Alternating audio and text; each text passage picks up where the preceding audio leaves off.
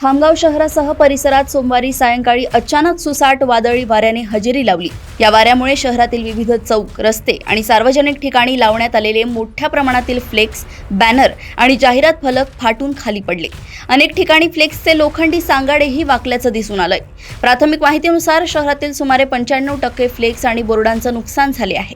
विशेष म्हणजे शहराच्या विद्रुपीकरणाचा विषय अनेकदा चर्चेत असतानाही अनधिकृत किंवा नियमबाह्य फ्लेक्स हटवण्याचे काम प्रभावीपणे होत नसल्याची टीका केली जात होती। मात्र जे काम प्रशासनाला जमले नाही ते निसर्गाने एका रात्रीत करून दाखवल्याची चर्चा नागरिकांमध्ये रंगली आहे।